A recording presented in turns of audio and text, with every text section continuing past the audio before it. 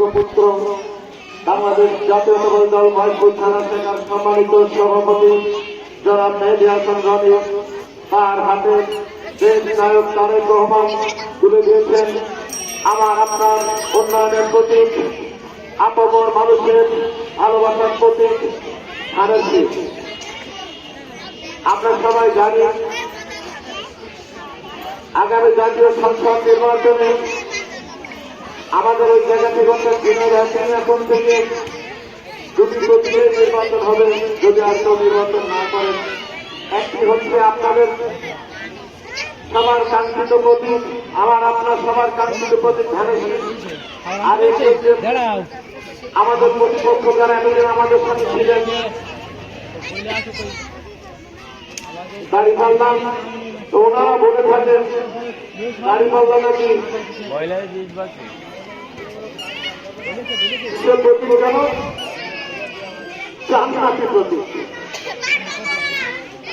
জান্নাত তো এমনি এমনি আসে না, দাড়ি পাল্লায় ভোট করে জান্নাত পাওয়া যায়। তো ওনারা বলে থাকেন যে সব কিছু করার আগে নামাজ কালাম পড়ার আগেও নাকি জামাতের নেতা নির্বাচন করতে হয়, তারপরে নাকি জান্নাত পাওয়া যায়। এটা কোথায় একটু ওনাদের আল্লাহ তাআলা নাকি ওনাদের দায়িত্ব নাও দিতে বলি আমরা সবাই সম্মানিত উপস্থিত। আজকের মা বোনেরা আপনাদের প্রলোভন দেখে আপনাদের সাথে প্রতারণা করে একটি মহল দেখবেন সকাল 10টা-11টা থেকে লাগবে শুরু করে তাদের ঘর সংসারে কাজ হোক বা না হোক তারা চুরি ছেলে আপনার বাড়ি চলে আসবে কালো বোঝা করে। যেবু আগামী দিনে ভোট হবে, ওই ভোটে দাড়ি পাল্লা একটা ভোট দিয়েছে। আপনারা খুব ভালো মানুষ, দাড়ি পাল্লায় ভোট দেবো কেন? ওনারা বলবেন যে বেশ নিয়ে যাবেন। ওনারা কি পুরোদিন আপনাদের নিশ্চয়তা দিয়েছে যে দাড়ি পাল্লায় ভোট দিলে বেশ দেওয়া যায়? কোরআন শরীফে কোন জায়গায় কি লেখা আছে দাড়ি পাল্লায় ভোট করে বেশ দেওয়া যাবে? যদি তাই থেকে থাকে, যদি তাই লেখা থাকে তাহলে আপনারা প্রশ্ন করবেন।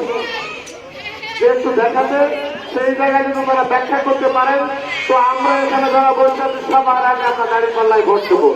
এটি একটি মিথ্যা, এটি একটি মিথ্যা প্রচারণা, মিথ্যা প্রচারণা।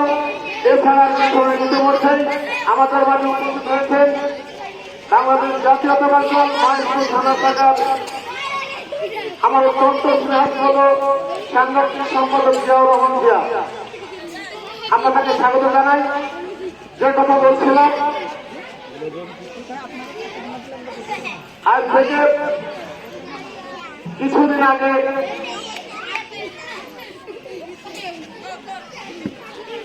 দাঁড়িপাল্লার প্রতীক নিয়ে তিনি প্রার্থী হয়েছেন মতিউর রহমান সাহেব। গেল বছর দুর্গা পূজার সময় আপনারা দেখে থাকবেন উনি পূজা মণ্ডপে গীতা পাঠ করেছেন। মতিউর রহমান সাহেব আপনি কান খুলে খুলে রাখেন, আপনার প্রতি ইসলাম মানায় না। ইসলাম একটি শান্তির ধর্ম। আমরা বাংলাদেশ সম্প্রীতির দেশ, এখানে হিন্দু মুসলিম খ্রিস্টান বৌদ্ধ সবাই তাদের ধর্ম পালন করবেন। রাষ্ট্রের নাগরিক হিসেবে আপনার দায়িত্ব ছিল ওই মন্দিরকে যেন অপকর্ম না করতে না পারে, সেটি আমার আপনার সবার পাহাড় দেওয়ার দায়িত্ব ছিল। কিন্তু আপনি মুসলমান হয়ে আপনি একটি ধর্মের ধ্বজাধারী বলি, আপনি বলেন আপনার নাকি দায়িত্ব বলছে এরকম করার। তা আপনি যখন ওই গীতা পাঠ করলেন তখন আমার হিন্দু মা বোনেরা উলু ধরে দিল। আপনারা এও বলে থাকেন আপনাদের কাছে তাই মানায়, আপনারা এও বলে থাকেন উলু ধরে আমাদের ধরলেন আজাদের ধরলেন এক নাউজুবিল্লাহ বলে আমরা সবাই। আজান হচ্ছে মুসলমানদের পবিত্র ধ্বনি আর উলু হচ্ছে হিন্দুদের পবিত্র ধ্বনি। আমরা দুটো এক করবো কেমনে? আমরা যারা মুসলমান আমরা নামাজ পড়ি, রোজা রাখি, কলেমায় বিশ্বাস করি, সামর্থ্যের হজ জাকাত করি এবং হজ পালন করি। আর হিন্দু মা বোনেরা, খ্রিস্টান মা বোনেরা, বৌদ্ধ মা বোনেরা তারা এই বাংলাদেশে আমরা সবাই এক হয়ে বসবাস করি। ওই বন্ধু যেরকম বিশ্ববিদ্যালয় যাতে কোনো অত্যাচার না করতে পারে আমরা সবাই যাতে সেই রকম পাহাড় দিই আপনারা দিতে পারছেন। কিন্তু আপনারা ভোটের আশায় ভোট ব্যবসা করার জন্য আপনারা দেশ টিকিট দেখিয়ে আপনারা এই কাজটি করে থাকেন। একটি কথা না বলে অত্যন্ত সত্য কথা। আমার বলতেও খারাপ লাগছে। আজ থেকে বছর 3 আগে একটা সত্যি ঘটনা।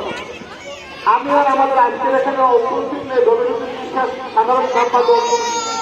আমি গেলাম ওখানে, তো উনি বললো তো তুমি অমুক জায়গায় যাই। তো ঘুরতে ঘুরতে 5-3 গেলাম। ওই জায়গার একটা আমাদের ভাষায় যে ইউনিয়নের সহসভাপতি বলেন, আমি বলেন আমি সাংবাদিক আমি বলি। তো উনি বললেন এরকম একটা পর্যায়ে ভদ্রলোকের আমি চিনি মাত্র, আমার সাথে ছবি করতে ভালো থাকে। বলো রবি তোমার একটা কথা বলি, না বলেও পারিনি। আমাদের মধ্যে রহমান যখন আসেন 3টা জিনিস খালি করে আসে। একটি হচ্ছে উদাহরণ অর্থাৎ পেট, একটি হচ্ছে মোটরসাইকেলের ট্যাঙ্কি, আর একটি হচ্ছে পকেট। বাড়ি যাওয়ার সময় 3টা জিনিসে ভরে নিয়ে যান। কিসের টাকা নিয়ে যান আপনি? আপনি বলবেন চালাবাস করে তারা, অত্যন্ত সূক্ষ্মভাবে চালাবাস করেন আপনারা। 93 টাকা তোলেন, আমার ভাই ভাই একটা কামলা খেতে 350 থেকে 400 টাকা হয় না, সেই চালটি নিয়ে আসে তাদের কাছে ফোকাস করে আপনাদের মহিলারা বাড়ি বাড়ি গিয়ে বেশের প্রলোভন দেখিয়ে ওই টাকা নিয়ে যায় চালাবাস।